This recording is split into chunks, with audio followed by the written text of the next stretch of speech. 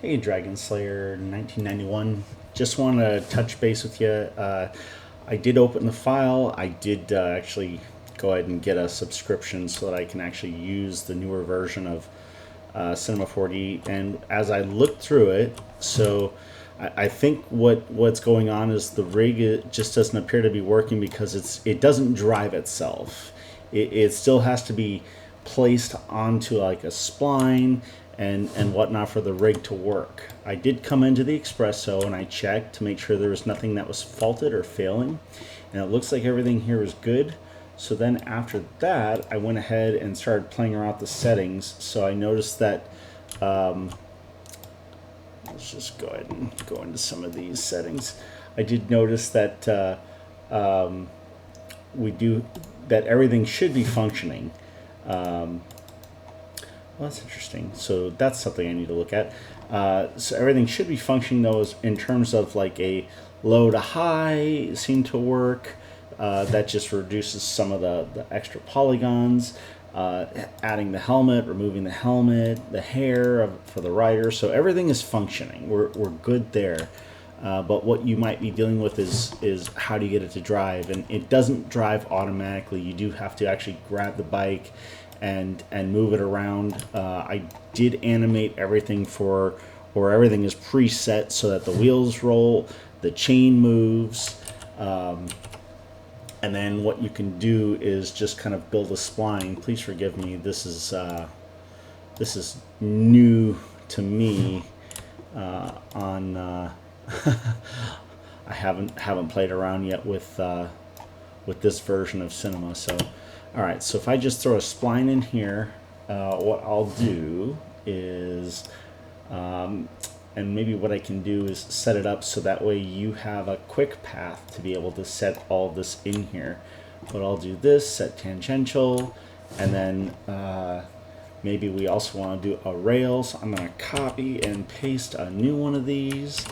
I'm going to select all of them, and I'm going to shrink it a touch so that way it looks like the bike is actually kind of rolling. So I'm going to come back into this tag.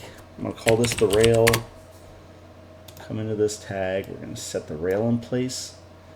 And technically speaking, all we have to do now is just get it to drive around, which is interesting. Oh, because I set tangential. Sorry. Let's see here. No, that's correct. We should get that to work, and then the rail should technically be working for us, but it doesn't seem to be. So I need to figure out what I'm missing here. Oh, I understand why now. Because I preset the so you can adjust manually the amount of bank that you have on the bike and whatnot. So you can actually sit there and set the bank angle and then drive it around, and it should just follow the spline that you have, and all you have to do then is keyframe it if you're making like an animation or a video.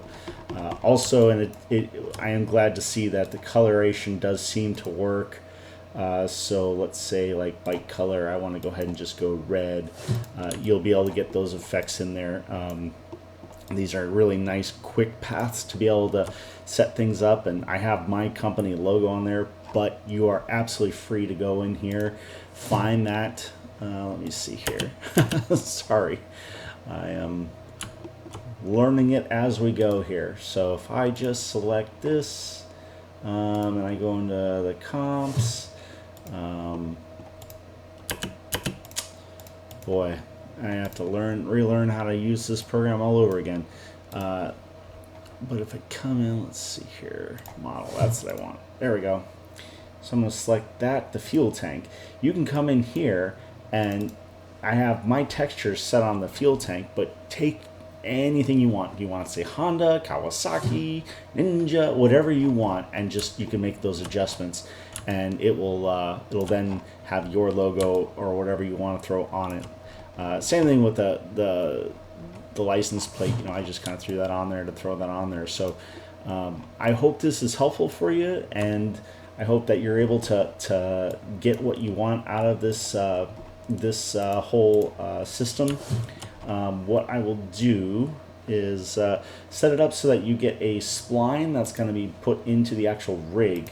So when you select the bike, you'll see sport bike, and then you can see here that you have the align to spline. You'll have that tag in the file that I'm going to send you, and then you can just drop your spline in there. And I probably don't need to tell you this, and I don't know your level of expertise, but you know, just as it goes, anytime you're running a spline, I would highly encourage. Let's see here. Oh, they had a simple way to do this. There we go. Soft interpolation. They have. It's important that you make your splines soft. Otherwise, it's gonna look a little jagged. So whether you know just simply choose a different, maybe a B spline, or you want a cubic.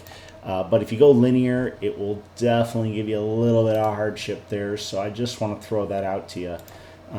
So yeah, in your align to spline, you can just sit there and you can make it follow the spline any way you want, but the control is really meant to be yours, so that way you're not forced into a dynamic environment to where you just drive the bike around. You can set it and rig it to whatever it is that you're trying to make sure that it follows around. So I hope this is helpful for you, and I hope that you're happy with the product, and if there's anything else I can do for you, just let me know. Thanks a lot.